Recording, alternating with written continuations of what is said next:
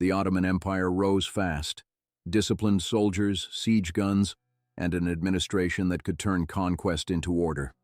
A Janissary veteran stands in torchlight as maps stretch across 3 continents. But every empire hits the same choice: keep expanding or consolidate what you've taken.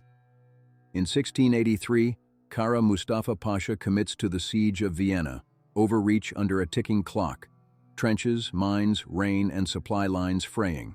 Then, Jan III Sobieski's coalition crests the hills and the siege breaks. Afterward, Karlowitz, shrinking borders, reforms on paper, and by World War I, partition and dissolution. To tell this responsibly, we're not doing a civilizational victory lap. Historians like Caroline Finkel emphasize the Ottoman Empire's administrative pragmatism, how it governed difference, managed revenue, and made conquest sustainable. That's the engine we start with, because you can't understand the fall without respecting the rise. In the early 1300s, the Ottomans were a frontier principality in northwestern Anatolia, one more power in a crowded landscape. But frontiers reward speed and flexibility. Raids become alliances. Alliances become submission. Submission becomes administration. And slowly, a small dynastic house learns how to turn momentum into a system. That system wasn't just swords. It was appointments, tax rules, and land assignments, ways to convert territory into service. A cavalryman doesn't just fight, he's supported by revenue. A governor doesn't just rule, he reports upward. The empire grows not only by winning battles, but by keeping records afterward. And then there's the military institution that became a symbol of Ottoman power, the Janissaries. Recruited, trained, paid, and early standing infantry in a world where many armies were seasonal. It's discipline you can budget for, it's loyalty you can cultivate, and it's firepower you can bring to a siege wall. Gunpowder changes everything. Siegecraft becomes geometry and patience. Trenches, batteries, mines, countermines. The Ottomans learn fast, and they invest.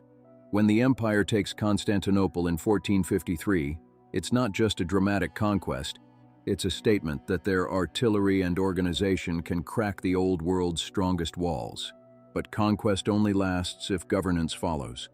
The empire becomes multi-confessional, multilingual, and multi-regional. Balkans, Anatolia, the Arab provinces, North Africa.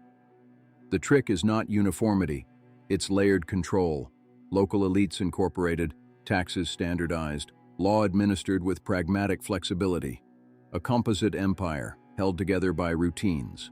By the 1500s, the Ottomans are a major Mediterranean and Near Eastern power. They're not alone. The Habsburgs press from Central Europe. The Safavids contest the East. And here's the strategic problem. An empire that fights on multiple fronts must fund multiple emergencies at once. Victory in one theater can be cancelled by crisis in another. This is where the Ottoman war machine is also an administrative machine. Pay registers, supply depots, roads, river crossings, forage plans. When it works, it feels unstoppable. But it has a hidden weakness. Every extra mile adds friction. Every longer campaign multiplies the cost of discipline, food, horses, and timing. Meet Sultan Mehmed IV. Not as a battlefield commander, but as the sovereign presence behind the campaign. His authority is ceremonial, political, and symbolic. Orders flow outward from the court, but as the empire expands, the distance between the center and the front grows wider, and the people making decisions at the front carry enormous, dangerous autonomy. And that brings us to the man at the hinge, Grand Vizier Kara Mustafa Pasha. He's the face of confidence, maps, dispatches, and a belief that one more push can deliver a prize that reshapes the balance of power. In 1683, the prize is Vienna. The question is whether the empire can afford the attempt. Vienna isn't just a city, it's a strategic lock on the Danube approaches, a symbol of Habsburg resistance, and a place where European politics can rapidly become coalition politics. If you threaten Vienna, you don't just fight the defenders, you invite allies to rally. That's the risk hiding inside the ambition. The Ottoman army advances with scale that terrifies contemporaries. Tents like a moving city, artillery teams, cavalry screens, engineers. But scale can lie. A huge army doesn't automatically mean a huge margin for error. It means more mouths, more animals, more ammunition, and more time spent simply keeping the machine from shaking itself apart. On the ground, our Janissary veteran feels the empire as routine, powder measured, match cord protected from damp, sentries posted, trench shifts rotated. He doesn't see grand strategy.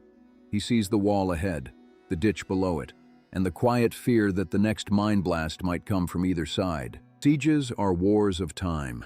You're racing the defender's repairs, racing disease, racing weather, racing your own supply line. Around Vienna, the Ottomans build lines, place batteries, dig trenches, and probe for weak points. It's methodical, it's technical, and it's happening under a clock you can't see, but you can feel. Inside Vienna, defenders ration, repair, and pray for relief.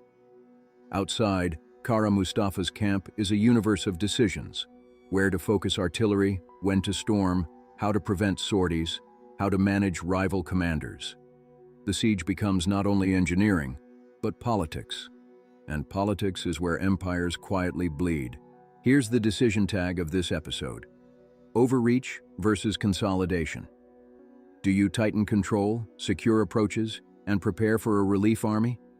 Or do you gamble on speed, push hard, take the city, and force the world to accept the new reality? Kara Mustafa commits to the siege. The bet is enormous, because Vienna is not alone. Across Europe, diplomacy moves faster than armies, until it doesn't. A coalition forms to relieve the city. This is the part historians and military studies emphasize.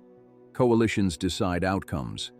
A besieger can be tactically dominant and still lose if the strategic environment turns against them.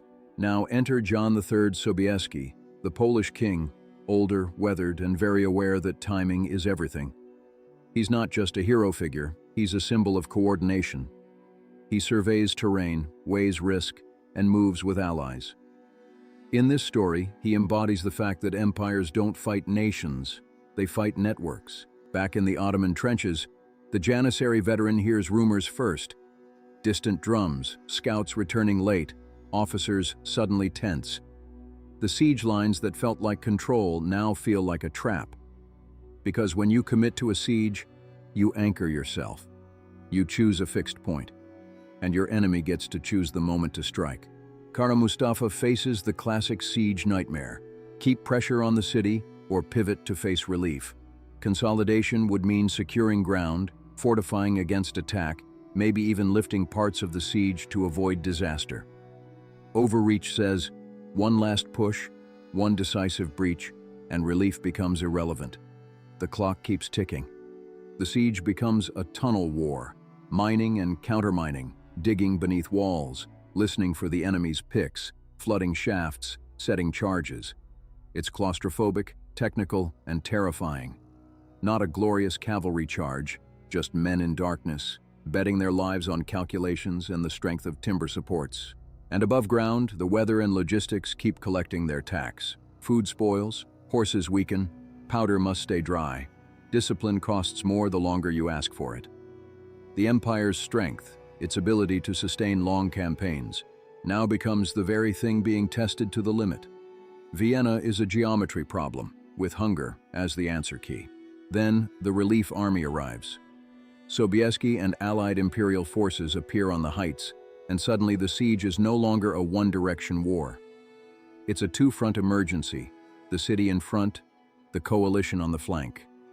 This is the moment when overreach stops being a theory and becomes a physical sensation, surrounded by time. The battle that follows is remembered for drama, but the deeper lesson is structural.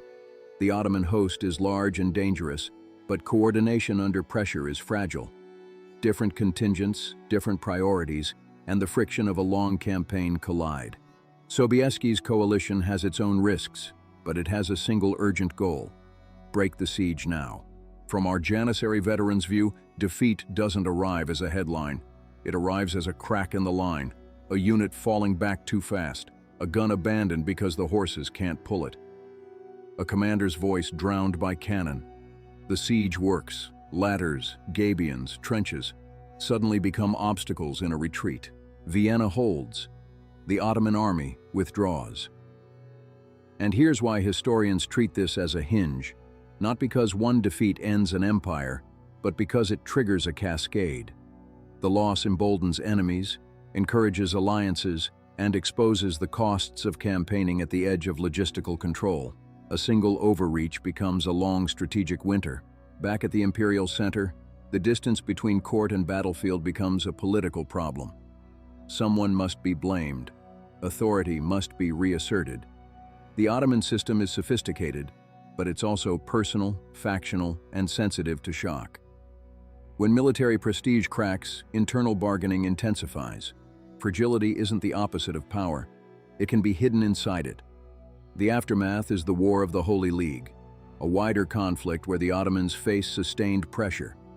This is where the empire's fiscal military system is forced into long-term strain. More fortifications, more troops, more money, more negotiation with power brokers. The battlefield becomes a ledger, and the ledger becomes a battlefield. In 1699, the Treaty of Karlowitz lands like cold dawn. Not a cinematic charge, just ink, paper, and borders. Many historians treat it as a watershed because it locks in a new reality in southeastern Europe. The Ottomans don't vanish, but the map stops expanding. The empire begins learning a different skill: strategic retrenchment. This is where we need the decline debate. Modern scholarship often frames the post-1683 era not as a simple decay, but as transformation under intense competition. European states are building their own fiscal military capacity, standing armies, taxation systems, bureaucracies. The Ottomans adapt too, but adaptation under pressure is never clean. Still, the conflict tag remains. Military expansion versus political fragility. The empire can fight, but fighting forces choices at home. Who pays, who commands, who gets exemptions, who gets punished. When wars are frequent, those choices become permanent arguments, and permanent arguments become institutions, factions, privileges, and resistance to change. Our Janissary veteran reappears as a memory, older now, or maybe simply symbolic. The uniform that once meant disciplined modernity begins to carry political weight. Military corps can become stakeholders. Stakeholders negotiate. And negotiation is not always the same thing as obedience. The war machine that built the empire can complicate the empire's ability to reform. The 1700s bring cycles: wars, truces, reforms, and more wars. The empire experiments, new training, new diplomacy, new administrative techniques. But the strategic environment is unforgiving. Russia rises as a persistent threat. The Balkans become a zone of repeated crisis. Great power politics turns local unrest into international leverage. And in the 1800s, the pressure becomes constant. Nationalist movements grow in the Balkans. Wars with Russia recur. European intervention becomes a factor the Ottomans can't ignore. The empire is still governing a plural society, still collecting taxes, still appointing officials. But now it's doing it while being judged, constrained, and sometimes coerced from outside. This is where the Tanzimat reforms enter, an attempt to rationalize the state, modernize administration, taxation, and military recruitment, and reassert central authority. Meet our Tanzimat reform official. Not a warrior, but a man with a document case and ink. His battlefield is the registry, his enemy is inefficiency and entrenched interests. Notice the visual shift: less torchlight, more flat daylight; less cannon smoke, more paper dust. That's not because violence disappears, it doesn't, but because the empire's survival increasingly depends on administration. Can the center collect revenue predictably? Can it recruit reliably? Can it standardize law across diversity without breaking legitimacy? Reform is also admission. The old system isn't enough, and every reform creates winners and losers. Some provinces resist. Some notables bargain for autonomy. Some military factions push back. The Tanzimat reform official signs papers that look calm, but each signature is a negotiation with power, sometimes with people who can still summon armed men. Meanwhile, the empire's borders keep changing, not always through dramatic conquest, often through treaties, interventions, and crises. It's the Karlowitz lesson repeated. The map can shrink quietly, and when the map shrinks, The state often tries to tighten control on what remains, which can increase tension inside the territory it still holds. This is the melancholy part of imperial history, the moment when survival becomes the primary strategy. The Ottomans are still a great state, still capable of war and diplomacy, but now operating in a world where rivals often have deeper credit, faster mobilization, and stronger alliances. The empire's flexibility becomes a necessity, not an advantage. And yet, it's not just external pressure. Political fragility matters because the empire is a bargaining system. When revenue is tight, when wars are frequent, when legitimacy is contested, every institution becomes politicized. The question stops being, can we conquer, and becomes, can we coordinate? That's a harder question than it sounds. Let's return to Vienna as memory. In European storytelling, 1683 can become myth, a civilizational boundary, a final stand. But a grounded view treats it as a strategic and diplomatic hinge inside a long Habsburg-Ottoman rivalry. It matters because it changes incentives. After Vienna, more enemies believe the Ottomans can be pushed back, repeatedly. For the Ottoman leadership, that means living with permanent threat. Fortify here, negotiate there, suppress a revolt, appease a province, raise new taxes, promise reforms. The empire becomes a constant balancing act, and balancing acts are exhausting. They don't break in one day. They wobble, recover, wobble again, until the floor disappears. By the late 1800s and early 1900s, the Ottoman state is operating in crisis mode. It still has officials, officers, schools, and reforms. But it also faces nationalist uprisings, great power pressure, and the strategic vulnerability of holding key straits and contested provinces. The empire's geography, once a source of power, becomes a set of exposed seams. Then comes World War I, the terminal storm. Meet the late Ottoman staff officer, lean, exhausted, binoculars around his neck, map in hand. He stands at the end of a long chain of decisions that began with expansion and continued through reforms and retrenchment. His war is industrial, sprawling, and brutally unforgiving to fragile systems. The war strains everything at once: manpower, food supply, transport, morale, and political cohesion. This is where the earlier fiscal military pressures reach maximum intensity. The officer's map is crowded with fronts and warnings, and behind each line is a question the empire has faced for centuries: how long can the center hold the edges? Defeat in World War I doesn't just end a campaign, it dismantles the imperial structure. The post-war settlement aims to partition Ottoman holdings. Borders are proposed, contested, enforced, revised. The empire that once expanded through conquest now finds itself reduced by conferences, mandates, and occupations. The consequence tag becomes reality: decline and partition. To be precise, the end state isn't one treaty alone. The Treaty of Sèvres is proposed, but the political reality shifts, and the Treaty of Lausanne in 1923 finalizes international recognition of the successor Republic of Turkey. That's the formal punctuation. But the sentence had been running for a long time, written in wars, reforms, and compromises. So what do we do with Vienna now? We treat it as a case study in strategic choice under uncertainty. Overreach versus consolidation isn't an Ottoman-only dilemma. It's an imperial dilemma.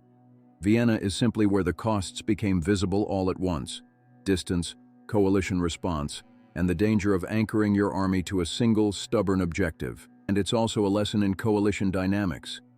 Sobieski's presence matters not as a lone savior, but as a coordinator in a broader alliance.